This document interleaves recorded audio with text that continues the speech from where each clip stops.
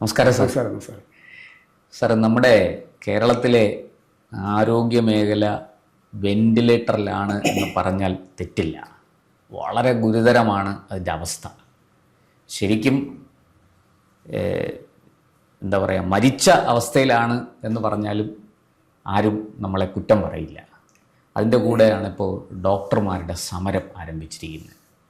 ഈ സമരത്തിൻ്റെ പുറകിൽ രാഷ്ട്രീയം ഉണ്ട് എന്നൊക്കെ ഭരണപക്ഷം പറയുമ്പോഴും മറ്റ് ചില യാഥാർത്ഥ്യങ്ങളുണ്ട്. ഡോക്ടർമാരുടെ ശമ്പള കുടിശ്ശിക, അതുമായി ബന്ധപ്പെട്ട വിഷയങ്ങൾ, കഴിഞ്ഞ 10 വർഷമായിട്ട് അവരുടെ ശമ്പളത്തിൽ കുടിശ്ശിക വന്നിരിക്കുന്നു. ഇങ്ങനെയൊക്കെയുള്ള ഒരുപാട് വിഷയങ്ങൾ അതിനകത്തുണ്ട്. സത്യത്തിൽ ഒരു മാധ്യമ പ്രവർത്തകയായിരുന്ന അയാളാണ് ഇന്നിപ്പോൾ ആരോഗ്യമന്ത്രി. അപ്പോൾ ഈ ആരോഗ്യ മേഖലയുടെ പ്രാധാന്യം എന്താണെന്ന് അവരെ ആരും പറഞ്ഞു പഠിപ്പിക്കേണ്ട. പക്ഷേ അവരൊരു സമ്പൂർണ്ണ പരാജയമാണ് എന്ന് തെളിഞ്ഞിരിക്കുകയാണ്. അവർ മാത്രമല്ല, ഈ സർക്കാരും ഈ ആരോഗ്യ മേഖലയെ കൈകാര്യം ചെയ്യുന്നതിൽ അവർക്ക് വലിയ വീഴ്ച പറ്റി എന്നുള്ളതല്ലേ സത്യം? എന്താണ് അങ്ങയുടെ അഭിപ്രായം? ഇതിനകത്ത് നമ്മൾ ഈ വളരെ ഗുരുതരമായ ഒരു അവസ്ഥയിൽ കൂടിയാണ് ആരോഗ്യ മേഖല കടന്നു പോകുന്നത്. സർക്കാർ മൊത്തത്തിൽ എങ്ങനെയാണ്? പക്ഷേ ഈ സമരത്തെ നമ്മൾ സമീപിക്കുമ്പോൾ സമരത്തിനെ മാത്രം അടർത്തിയെടുത്ത് നമുക്ക് കാണാൻ കഴിയില്ല. ആത്യന്തികമായ ഇതിൻ്റെ ഉത്തരവാദിത്വം സർക്കാരിനാണ്. ഇപ്പോൾ താങ്കൾ ഈ പറഞ്ഞതുപോലെ തന്നെ ആരോഗ്യം, വിദ്യാഭ്യാസം, ഒരു വകുപ്പിനെ ഞാൻ ഇകഴ്ത്തി കാണുകയല്ല, അതിൻ്റെ പ്രാധാന്യത്തെ കുറച്ച് കാണിക്കുകയല്ല. പക്ഷെ ആരോഗ്യവും വിദ്യാഭ്യാസവും എന്ന് പറയുന്നത് ഏറെ പരിചയസമ്പന്നരായ ആൾക്കാർ കൈകാര്യം ചെയ്യേണ്ടുന്ന വകുപ്പാണ്. വളരെ ദീർഘദൃഷ്ടിയോടുകൂടി കാണേണ്ടുന്ന 2 മേഖലകളാണ് ഇത് രണ്ടും. ഇന്നൊരു പെട്ടെന്നൊരു തീരുമാനം എടുക്കാൻ വിദ്യാഭ്യാസത്തിൽ നാളെ പുസ്തകം മാറ്റിക്കളെ എന്നൊന്നും ചിന്തിക്കാൻ പറ്റില്ല. ഇത് ദീർഘകാല അടിസ്ഥാനത്തിൽ ഇതിന്റെ ഇമ്പാക്ട് എങ്ങനെയെന്ന് പലവിധ ചർച്ചകൾക്ക് ശേഷമാണ് തീരുമാനം എടുക്കുന്നത്. പഠനങ്ങൾക്കും ഗവേഷണങ്ങൾക്കും ഒക്കെ ശേഷമാണ്. ആരോഗ്യ മേഖലയും അങ്ങനെയാണ്. കഷ്ടകാലത്തിൽ ഇപ്പോൾ വിദ്യാഭ്യാസ മന്ത്രി ശിവൻകുട്ടിയാണ്. അദ്ദേഹത്തിന് അവകാശപ്പെടാൻ പറ്റുന്നത് വലിയ നീണ്ട രാഷ്ട്രീയ പാരമ്പര്യമാണ്. ഇപ്പൊ രാഷ്ട്രീയക്കാരൻ്റെ ഒരു മെഡിക്കൽ ബിരുദം ഇല്ലെങ്കിലും അവൻ നിന്ന് പോകുന്നത്, ഒരു വകുപ്പ് കൈകാര്യം ചെയ്യുന്നത് അവന്റെ പരിചയസമ്പന്നത കൊണ്ടാണ്.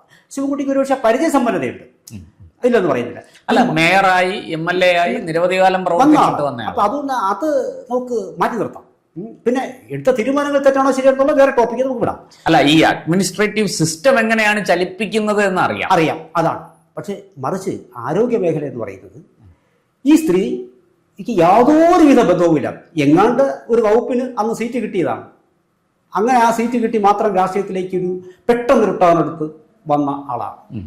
അവരിൽ ഈ ആരോഗ്യം ഏൽപ്പിക്കുക എന്ന് പറയുന്നത് വല്ലാത്തൊരു ഒരു CPM ചെയ്ത ഏറ്റവും വലിയ ദ്രോഹമാണ്. ആ ദ്രോഹമാണ് ഇപ്പോൾ ആൾക്കാർ അനുഭവിച്ചുകൊണ്ട്. അതായത് സാർ, ഒരു സംഘടിത വോട്ട് ബാങ്കിന്റെ ബലത്തിൽ മാത്രം രാഷ്ട്രീയത്തിലേക്ക് കടന്നു വരികയും അത് CPM പോലൊരു പാർട്ടിയിലേക്ക് വരികയും ചെയ്തു എന്നുള്ളതാണ്.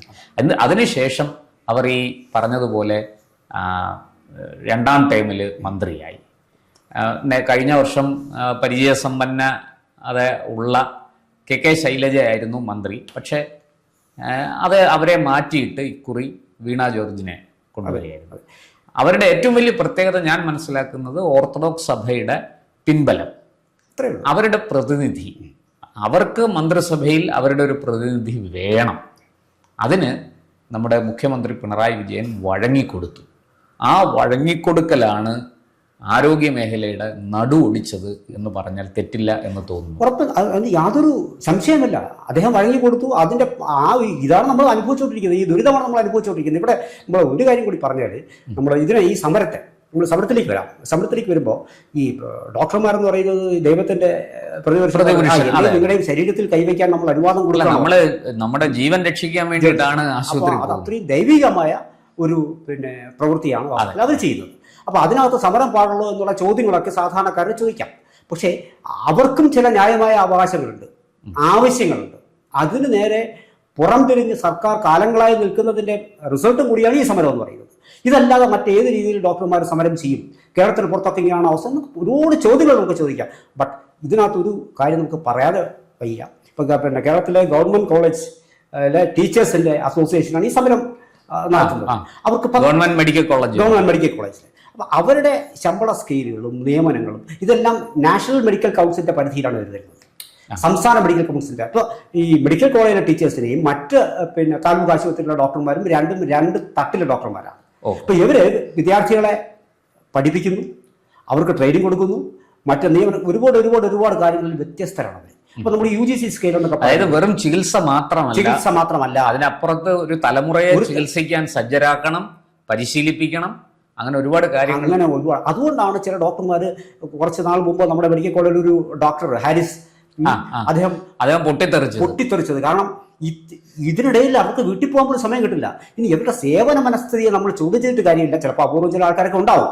അവർ മെഡിക്കൽ കോളേജിൽ തന്നെ ഇത് കുട്ടികളെ പഠിപ്പിക്കാനും അടുത്ത തലമുറയെ സജ്ജമാക്കാനും സാധാരണക്കാരായ ആൾക്കാർക്ക് വേണ്ടി ചികിത്സയ്ക്ക് നമുക്കറിയാം, നമ്മളെല്ലാം മെഡിക്കൽ കോളേജിൽ പോകുന്ന ആൾക്കാരാണ്. അവിടെ ചെന്ന് കഴിഞ്ഞാൽ ഇപ്പൊ ഇവിടെ ഒരു മുഖ്യമായ ആവശ്യം എന്ന് പറയുന്നത് തസ്തിക നിർണയം വേഗത്തിലാക്കണം.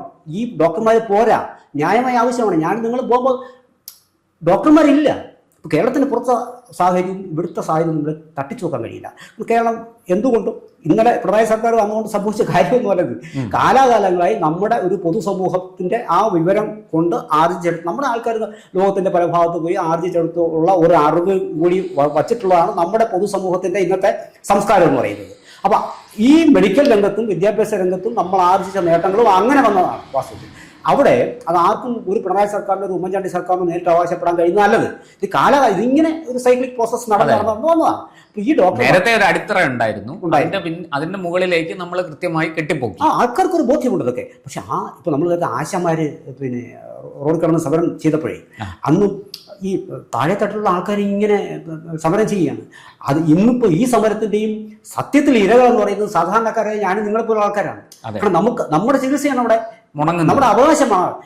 ഇതിലേക്ക് അവരെ കൊണ്ട് ചെന്ന് എത്തിച്ചത് ഈ സർക്കാരാണ്. കാരണം 10 വർഷമായി മുടങ്ങിക്കിടക്കുന്ന ഇവരുടെ ശമ്പളം കുടിശ്ശിക, വലിയ കുടിശ്ശികയുണ്ട്. അപ്പൊ നമുക്ക് വേണമെങ്കിൽ സാധാരണക്കാരനെ ചോദിക്കാം, ഈ ഡോക്ടർമാർക്ക് എന്തെല്ലാം പൈസ കിട്ടുന്ന അതാണ് എന്നൊക്കെ പറയാം. പക്ഷേ നാട്ടിലൊരു നിയമമുണ്ട്, ഒരു നിയമവ്യവസ്ഥയുണ്ട്, ഒരു നയമുണ്ട്, അപ്പോയിൻമെന്റ് പ്രൊസീജിയറുണ്ട്, ശമ്പള പരിഷ്കരണ കാലം നിശ്ചയിച്ചിട്ടുണ്ട്. അതിനൊന്നും വഴങ്ങാതെ ഈ സർക്കാർ അതൊന്നും കൊടുക്കാതെ ഈ 10 വർഷം എടുത്തിട്ട് ഏകദേശം 4 വർഷത്തോളമുള്ള കുടിശ്ശിക അവർക്ക് കിട്ടാനുണ്ട്. വൻതോതിലൊരു കുടിശ്ശികയായിരിക്കും ഒരുപക്ഷെ ഇവർക്ക് കിട്ടേണ്ടത്. അത് കിട്ടിയിട്ടില്ല.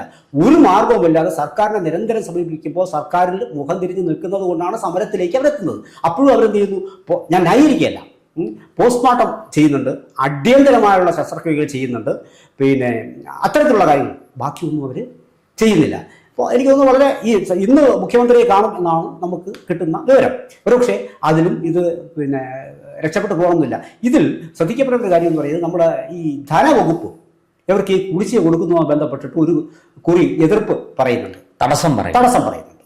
ഈ തടസ്സം പറയുമ്പോൾ നേരെ മറിച്ച് നിയമവകുപ്പ് ഒന്നും പറയുന്നില്ല. കാരണം നിയമവകുപ്പിന് കൃത്യമായിട്ട് തന്നെ അറിയാം ഈ ശമ്പള പരിഷ്കരണം കാലാകാലങ്ങളായി ചെയ്യേണ്ടതാണെന്നും അത് ചെയ്തിട്ടില്ലെന്നും തീർത്ത് കൊടുക്കേണ്ടതാണെന്ന് സുപ്രീം കോടതി ഉത്തരവുണ്ടെന്നും നിയമവകുപ്പിനറിയാം. അതുകൊണ്ടാണ് നിയമവകുപ്പ് ഇവിടെ ഉണ്ടായിരിക്കുന്നത്. ഇതെല്ലാം മറച്ചു പിടിച്ചുകൊണ്ട് സർക്കാർ ഇത് ജനങ്ങളെതിരാകും എന്നുള്ളൊരു സംഭവമുണ്ട്. ഇവന് പൈസ കൊടുത്തില്ലെങ്കിലും കുഴപ്പമില്ല, ഇവൻ സമരത്തിന് പോയി കഴിഞ്ഞാൽ ജനങ്ങൾ അവനെതിരായിക്കൊള്ളും എന്ന ഒരു കുതന്ത്രമാണ് അവിടെ കൊടുക്കുന്നത്. പൈസ ഇല്ലെന്നേ, പൈസ ഇവർക്കെടുത്ത് ധൂർത്തടിക്കാനുള്ള പൈസയല്ലേ ഉള്ളൂ. അവർക്ക് അയ്യപ്പ സംഗമം നടത്തണം, നവകേരള സർവേ നടത്തണം, അങ്ങനെ ഒരുപാട് പരിപാടികൾ സർക്കാരിന്റെ വകയായിട്ട്. കേൾക്കുന്ന വാർത്തകൾ ശരിയാണോ എങ്കിൽ PRD ഉപയോഗിച്ചുകൊണ്ട് വലിയ തോതിലുള്ള പരസ്യ പ്രചാരണമാണ് നടത്തിക്കൊണ്ടിരിക്കുന്നത്. അതിലൊന്നും ഇവർക്ക് ഒരു കുറവ് വന്നിട്ടില്ല. ഈ ആശമാർക്ക് 100 രൂപ കൊടുക്കാൻ ഇല്ല. ഈ ഡോക്ടർമാരുടെ യഥാകാലം അവരുടെ ശമ്പളം പരിഷ്കരിക്കേണ്ട നടപടികളിലേക്ക് പോകില്ല. അപ്പൊ ഇവർ വേണമെങ്കിൽ അധിക സമയം പ്രാക്ടീസ് ചെയ്ത് വീട്ടിൽ പൈസ ഉണ്ടായിക്കോട്ടെ എന്നൊക്കെ പറയാം. ഒരു കാര്യം ഉറപ്പാണ്, ഇത് നാട്ടിലെ നിയമങ്ങളോടുള്ള വലിയ വെല്ലുവിളി. ആദ്യം ഡോക്ടേഴ്സ് ഒരു അവഹേളനമാണ്. എന്തൊക്കെ പറഞ്ഞാലും സാർ, ഒരു അപ്പുറത്തെ വശത്ത് ഞാൻ മറ്റൊരു കാര്യം ചോദിക്കട്ടെ. നമ്മളിതൊക്കെ പറയുമ്പോഴും ശരിയാണ്, ഡോക്ടർമാർക്ക് ശമ്പള കുടിശ്ശികയുണ്ട്, അവരുടെ ശമ്പളം യഥാകാലം പരിഷ്കരിച്ചിട്ടില്ല, അവർക്ക് വേണ്ടുന്ന അടിസ്ഥാന സൗകര്യങ്ങളില്ല, ശസ്ത്രക്രിയ ഉപകരണങ്ങളില്ല, ഈ ഡോക്ടർമാർ വലിയ പ്രതിസന്ധി അനുഭവിക്കുന്നുണ്ട്. പക്ഷേ എന്തുകൊണ്ടാണ് ഇത്? തീർച്ചയായിട്ടും ഇതിനകത്ത് നമുക്ക് ഡോക്ടർമാരെ കുറ്റം പറയാൻ സാധിക്കില്ല. അവർ നിരപരാധികളാണ്. അവർക്ക് ഈ ചെയ്ത ജോലിക്ക് കൂലി കൊടുക്കണം. അത് കൊടുക്കാതിരിക്കുന്നത് ഏത് സർക്കാരാണെങ്കിലും കടുത്ത തെറ്റ് തന്നെയാണ്, അതിൽ സംശയമില്ല. പക്ഷേ എന്തുകൊണ്ടാണ് നമ്മുടെ ഈ സർക്കാർ മെഡിക്കൽ കോളേജുകളിൽ ഗുരുതരമായ അനാസ്ഥ വരുന്നത്? ഇപ്പോൾ ഏറ്റവും ഒടുവിൽ ഒരു സ്ത്രീ വയറ്റിൽ കത്രികയുമായിട്ട് 5 വർഷം ജീവിച്ചിരിക്കുകയാണ്. ഇപ്പോൾ അവരെ വീണ്ടും അഡ്മിറ്റ് ചെയ്ത് ഓപ്പറേഷൻ ചെയ്യാൻ പോവുകയാണ്. ഇതുപോലത്തെ 100 സംഭവങ്ങൾ. ഇടത് കൈ ഒടിഞ്ഞ കുട്ടിയുടെ വലത് കൈ പ്ലാസ്റ്റർ ഇടുക, കാലിലെ ചെയ്യേണ്ട ശസ്ത്രക്രിയ കഴുത്തിൽ ചെയ്യുക, അങ്ങനെ പറയാൻ തുടങ്ങിയാൽ നമുക്ക് ഒരുപാട് ഉദാഹരണങ്ങൾ പറയാനുണ്ട്. ഇപ്പോൾ ഏറ്റവും ഒടുവിൽ നെടുവങ്ങാട് പ്രസവം എടുക്കുന്നതിനിടയ്ക്ക് ഡോക്ടറുടെ കൈപ്പിഴ കൊണ്ട് നവജാത ശിശു മരിച്ചു എന്ന് കേൾക്കുന്നു. അവിടെ വലിയ സമരമൊക്കെയായി ഡോക്ടറെ സസ്പെൻഡ് ചെയ്തു. ജനങ്ങൾ വലിയ രീതിയിൽ ഇളകി, ഈ ബന്ധുക്കൾ വലിയ പ്രശ്നം ഉണ്ടാക്കി, അവസാനം ഡോക്ടറെ സസ്പെൻഡ് ചെയ്തു. അതൊക്കെ നമ്മുടെ ഇവിടെ നടക്കുന്നുണ്ട് സ്ഥിരമായിട്ട്. സസ്പെൻഷനൊന്നും കുറവൊന്നുമില്ല. പക്ഷേ എന്തുകൊണ്ടാണ് ആരോഗ്യ വകുപ്പിൽ ഇത്ര കെടുകാര്യസ്ഥത? എന്തുകൊണ്ടാണ് ആരോഗ്യ വകുപ്പിൻ്റെ ആരോഗ്യം സമ്പൂർണ്ണമായിട്ടും തകർന്നിരിക്കുന്നത്? ഈ തലപ്പത്തിരിക്കുന്നവൻ എന്നൊരു സംഭവം, തല ശരിയല്ലെങ്കിൽ ഓടല് മുഴുവനും പോകും എന്നൊരു സംഭവമുണ്ട് ഇവിടെ. പിന്നെ ഡോക്ടർമാരുടെ നമ്മൾ ടോട്ടലി അണ്ണത്തിക്കൽ എന്നൊക്കെ നമുക്ക് പറയാം ഈ സമരം. അതായത് അത് പാവപ്പെട്ടവരോടുള്ള ഈ ചികിത്സ നിഷേധിക്കും, അതാണ് നമ്മൾ ഇരിക്കുന്നത്. പക്ഷേ ഇപ്പോൾ താങ്കൾ ഈ പറഞ്ഞ പോലെ കേരളത്തിലുടനീളം എല്ലാ മേഖലകളിലെയും ജീർണത പോലെ കോഴിക്കോടൊക്കെ, അതെ, അതും ഇത് മാത്രമല്ല, ഒരു അബദ്ധം, ഒരു കയ്യബദ്ധം പറ്റിയാൽ അത് കയ്യബദ്ധമാണെന്ന് സമ്മതിക്കാനുള്ള മനസ്സില്ലായ്മയാണ് അതിൽ ഏറ്റവും വലിയ ക്രൂരത എന്ന് പറയുന്നത്. ഈ കത്തി എങ്ങനെ വന്നത്, ഞങ്ങളുടെ കത്തിയാണോ? ഇതൊക്കെ നമ്മളെ അവഹേളിക്കുകയാണ് സാധാരണക്കാരന്. ഉള്ളി കുടുങ്ങിയ കത്രിക ഇത് ശസ്ത്രക്രിയക്കിടയിൽ സംഭവിച്ചതാണോ ആണോ അതോ മറ്റു വല്ല രീതിയിലും നടന്നതാണ് എന്നൊക്കെയാണ് അന്വേഷണം നടക്കുന്നത്. അപ്പൊ ഈ നാട്ടിലെല്ലാം ഇതൊക്കെ നടക്കുമല്ലേ എന്നുള്ളതാണ് വിഷയം. അപ്പൊ എന്നിട്ട് തന്നെ ഈ ആരോഗ്യമന്ത്രി ചില ആൾക്കാരെ സംരക്ഷിക്കുന്നതിന്റെ ഭാഗമായിട്ടുള്ള പ്രസ്താവന വരുന്നത്, കൊടുക്കുന്ന ഉറപ്പുകൾക്കൊന്നും ഇവരെ കൊണ്ട് ചെയ്യാൻ സാധിക്കില്ലെന്നേ. നേരത്തെ പറഞ്ഞ പോലെ ഏതോ ഒരു വോട്ട് ബാങ്ക് കൊണ്ട് മാത്രം കഷ്ടപ്പെട്ട് കയറി വന്നു, അവർക്ക് പിടിച്ചിട്ട് ഇത് കൊടുക്കുക, എന്നിട്ട് അവരെ ഒരു MLA ആക്കുക എന്നുള്ളത് അവരുടെ അവകാശം, എല്ലാം ചെയ്തോട്ടെ. പക്ഷെ അവിടെ ഈ വകുപ്പും കൂടി അവിടെ നിർത്തിയാൽ പോരായിരുന്നു. അപ്പൊ ആ വകുപ്പ് വരെ വാങ്ങി കൊടുക്കുന്നതിൽ ഈ പറയുന്ന വോട്ട് ബാങ്ക് വിജയിച്ചു എന്ന് പറയണം. അതുകൊണ്ടാണ് അവർക്ക് ഇത് കിട്ടുന്നത്. അല്ലെങ്കിൽ താരതമ്യേന ഒരു ചെറിയൊരു വകുപ്പ് കൊടുത്തങ്ങ് നിർത്തിയാൽ പോരായിരുന്നു. അതും ചെയ്തില്ല. അപ്പോൾ CPM പരിചയസമ്പന്നരായ ആരെങ്കിലും നിയോഗിക്കുന്നതിന് പകരം ഈ പറഞ്ഞതുപോലെ ഒരു ഈ മേഖലയിൽ ഒട്ടും പരിചയമില്ലാത്ത, അനുഭവസമ്പത്തില്ലാത്ത ഒരാളിനെ പിടിച്ച് ആ കസേരയിൽ ഇരുത്തി അതിന്റെ തിക്തഫലമാണ് നമ്മളിപ്പോൾ അനുഭവിച്ചുകൊണ്ടിരിക്കുന്നത്. ജനം ഇപ്പോൾ ഒരു കെട്ടിടം ഇടിഞ്ഞ് വീഴുന്നത് ഒരുപക്ഷെ മന്ത്രിയുടെ കുഴപ്പം കൊണ്ടാവണമെന്നില്ല, ഒരു ട്രെയിൻ അപകടം ഉണ്ടാക്കുന്നത് അവിടെ ഒന്നും നമുക്ക് മന്ത്രി കാലാകാലങ്ങളിൽ ഇത് പരിഷ്കരിക്കും. പക്ഷേ സാർ, അപ്പുറത്ത് ഒരു കെട്ടിടം പണി പൂർത്തിയായിട്ട് എല്ലാം റെഡിയായി കിടക്കുന്നു, അതിന്റെ ഉദ്ഘാടനം മനഃപൂർവ്വം വൈകിക്കുന്നു. അതാണ് അങ്ങനെയാണ് ഇപ്പുറത്തെ ഒരു അപകടം ഉണ്ടാകുന്നത്. ഉറപ്പായും ഞാൻ പറഞ്ഞത്, ഇത്തരം കാര്യങ്ങൾ സമയബന്ധിതമായി പൈസ കേന്ദ്ര സർക്കാരിൽ നിന്ന് വാങ്ങിയെടുക്കാൻ, പല മുറുക്കുന്നതിൻ്റെ കാര്യമൊന്നുമില്ല, ഇത് വാങ്ങിയെടുക്കാനും അത് നടത്തിക്കാനും ഈ ഗവേണൻസ് എന്നൊരു സൂത്രമുണ്ട് ഇതിനകത്ത്. അതെ അതെ, അതിന് പ്രാപ്തമല്ല. അതുകൊണ്ടാണ് ഈ പ്രശ്നം വരുന്നത്. ഭരണതന്ത്രം എന്നൊന്നും അതില്ല. അതെങ്ങനെ കിട്ടും? എന്നെ പിടിച്ച് നേരത്തെ ഇന്ന് ഈ പറയുന്ന എന്നെ പിടിച്ചിട്ട് നേരെ ഒരു വകുപ്പ് ഏൽപ്പിച്ചാൽ ഞാൻ അന്താളിച്ചു പോകും. അത് ഞാൻ പറയില്ലേ, കാലാകാലങ്ങൾ കൊണ്ട് ഇത് നമുക്ക് ആ പദവിയിൽ ഇരിക്കാൻ വലിയ സന്തോഷമൊക്കെ ആയിരിക്കും, പക്ഷെ അതിന്റെ ഫലം അനുഭവിക്കുന്നത് വോട്ട് ചെയ്ത വാസ്തവത്തിൽ ഇത് എത്തും പിടിയില്ലാതെ തൊട്ട് മുമ്പ് ശൈലജ ടീച്ചർ വലിയ പരാതിയൊന്നുമില്ല, പരാതിയില്ല. കാരണം അവർക്ക് പരിചയസമ്പന്നതയുണ്ട്. ഈ രാഷ്ട്രീയ വർഷങ്ങളായിട്ട് രാഷ്ട്രീയ പ്രവർത്തനം നടത്തി MLA ആയിരുന്നു, മറ്റു പല മേഖലകളിലും പ്രവർത്തിച്ചു. അതില്ലാത്തതിന്റെ ദുരിതമാണ് വാസ്തവത്തിൽ ഇപ്പൊ അനുഭവിച്ചുകൊണ്ടിരിക്കുന്നത്. വലിയ തോതിലുള്ള കുടിശ്ശിക ഇവർക്ക് ഡോക്ടർമാർക്ക് കൊടുക്കേണ്ടി വരും. ആ കുടിശ്ശിക കൊടുക്കാനുള്ള തടിതപ്പാനുള്ള മാർഗമാണ്. ഒരു മാർഗമില്ലാത്ത അവസ്ഥയിലാണ് അവർ സമരത്തിലേക്ക് പോകുന്നത്. ആ സമരത്തെ എങ്കിലും നമുക്ക് പാവപ്പെട്ടവർക്കെതിരെയുള്ള സമരം, സാധാരണക്കാർക്കെതിരെ സമരം എന്ന് പറഞ്ഞിട്ട് നമുക്ക് ഒരു പരിധിവരെ ഇത് വേണമെന്നൊക്കെ ചോദിക്കാം. ഇതല്ലാതെ മറ്റെന്ത് മാർഗം? അതൊക്കെ ഇതിനെ ന്യായീകരിക്കാൻ വേണ്ടി ചെയ്യുന്ന കാര്യങ്ങൾ അല്ല. ഇതല്ലാതെ ഡോക്ടർമാർക്ക് എന്ത് മാർഗം എന്നുള്ള, ഏത് ജോലിക്കും കൂലി കൊടുക്കണം, അതിന് തർക്കമൊന്നും വേണ്ട, അർഹമായ കൂലി കൊടുക്കണം. അതുകൊണ്ടാണ് വാസ്തവത്തിൽ ഇവര് ഇങ്ങനൊരു സമരത്തിലേക്ക് പോയത്. രണ്ടിനും നമ്മൾ രണ്ടായി വാസ്തവത്തിൽ ഈ സമരത്തിലേക്ക് അവരെ തള്ളിവിട്ടത് സർക്കാർ. അതാണ് ഞാൻ പറഞ്ഞു വരുന്നത്. അതാണ് ഈ സമരത്തിലേക്ക് ഇവരെ തള്ളിവിട്ടത്. നിങ്ങൾ സമരം ചെയ്താലും പൊതുജനങ്ങൾ നിങ്ങൾക്കെതിരായിക്കൊള്ളും എന്ന ഒരു കുതന്ത്രമാണ്. ഞങ്ങൾക്ക് തരാൻ സൗകര്യമില്ല, ഈ പൈസ കൊടുക്കാൻ കുഴപ്പമൊന്ന ബാക്കിയില്ല. ഇപ്പൊ സർക്കാർ ജീവനക്കാരുടെ അടിയും ഇപ്പൊ എല്ലാം കുടിശ്ശികയെന്നറിയുന്നു. ഒരുപാട് കുടിശ്ശികകളുണ്ട്. ഇതൊക്കെ എങ്ങനെ കൊടുത്തു തീർക്കുന്നൊരു ചോദ്യം വേറെയുണ്ട്. അത് നമുക്ക് പ്രത്യേകം ചർച്ച ചെയ്യേണ്ട ഒരു വിഷയമാണ്.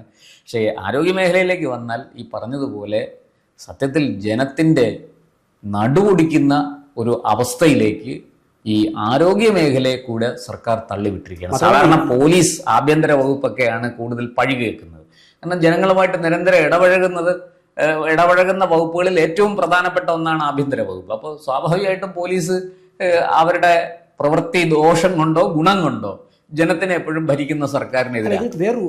ഒരു പോയിന്റ് എടുത്ത് പറഞ്ഞ് അവസാനിപ്പിക്കാം. കാരണം നമ്മൾ ഈ ആരോഗ്യ മേഖലയിൽ നമ്മൾ ആർജിച്ച, കേരളം ആർജിച്ച ഒരു, ഞാൻ പറഞ്ഞല്ലോ നേരത്തെ, ഒരു രാഷ്ട്രീയ പാർട്ടിയുടെ സംഭാവനയല്ല, പല പല ആൾക്കാരുടെ സംഭാവന, കൂട്ടായ സംവിധാനങ്ങളിൽ കൂടി വന്നതാണ്. അങ്ങനെ ആർജിച്ചെടുത്തൊരു നിലവാരമുണ്ട്. ഈ നിലവാരം ഈ ഒരു 5 വർഷത്തിനിടയിൽ എത്രയെങ്കിലും പിന്നോട്ട് പോയി. ഇത് ഉപയോഗപ്പെടുത്തുന്നതും ഇതിൽ നിന്ന് ലാഭം കൊയ്യുന്നതും സ്വകാര്യ മേഖല. അങ്ങനെ സ്വകാര്യ മേഖല അങ്ങനെയൊക്കെ നമ്മൾ സംശയിക്കേണ്ടി വരും. അങ്ങനെയൊക്കെ അതിനു വേണ്ടിയാണോ ഇങ്ങനെ സ്വകാര്യ മേഖലയ്ക്ക് വേണ്ടിയിട്ടാണോ നമ്മുടെ സർക്കാർ സംവിധാനങ്ങളുടെ കുത്തഴിച്ചിരിക്കുന്നത്? അതും നമ്മൾ സംശയിക്കേണ്ടി വരില്ലേ? അത് സംശയിക്കേണ്ടി വരില്ലേ? ഈ സർക്കാർ നിലവിൽ വന്നതിന് ശേഷമുള്ള വിദ്യാഭ്യാസം, സ്കൂളുകൾക്കും ഒരുപാട് പൈസയാണ് കിട്ടിയത്, പല സ്കൂളുകളും മെച്ചപ്പെടുകയും ചെയ്തു. ഇവിടെ നേരെ മറിച്ച് എല്ലാ ദയനീയ അവസ്ഥയാണ്. ആൾക്കാർ ഇപ്പോഴും തറയിൽ കിടക്കുകയാണ്. അപ്പോൾ സ്വകാര്യ മേഖലയ്ക്ക് വേണ്ടിയാണോ എന്നതും കൂടി നമ്മൾ പൊതുജനം ചർച്ച ചെയ്യണമെന്നാണ് എൻ്റെ ഒരു അഭിപ്രായം. തീർച്ചയായിട്ടും നമുക്ക് ഇത് സംബന്ധിച്ചിപ്പോൾ ഡോക്ടർമാരുടെ സമരം എവിടെ എത്തും എന്ന് നമുക്കറിയില്ല. പക്ഷേ ഇതെല്ലാം ബാധിക്കുന്നത് സാധാരണക്കാരായ പാവപ്പെട്ട ആൾക്കാരെയാണ്. ഇത് ഇനിയെങ്കിലും സർക്കാർ ഇത് കണ്ണു തുറന്ന് കാണുകയും ഒരു ഉദാരമായ സമീപനം ഇതിനോട് സ്വീകരിക്കുകയും ചെയ്ത് എത്രയും പെട്ടെന്ന് ഈ സമരം അവസാനിപ്പിക്കണം. ഇല്ലെങ്കിൽ വരാൻ പോകുന്നത്, ഒന്നാമത് കടുത്ത ഭരണവിരുദ്ധ വികാരം നമ്മുടെ നാട്ടിലുണ്ട്. അത് കൂനിന്മേൽ കുരു എന്ന് പറഞ്ഞതുപോലെ ഇതും കൂടി ജനം സഹിക്കേണ്ടി വന്നാൽ അവർ ആഞ്ഞടിക്കും എന്നുള്ള കാര്യത്തിൽ ഒരു തർക്കവും. കൂടുതൽ വാർത്തകളും വിശേഷങ്ങളും നേരിട്ട് ലഭിക്കാൻ ജനങ്ങളിൽ നിന്ന് ജനങ്ങളിലേക്ക് ജനഭൂമി ന്യൂസ് സബ്സ്ക്രൈബ് ചെയ്യൂ. ബെൽ ബട്ടൺ അമർത്താനും മറക്കരുത്.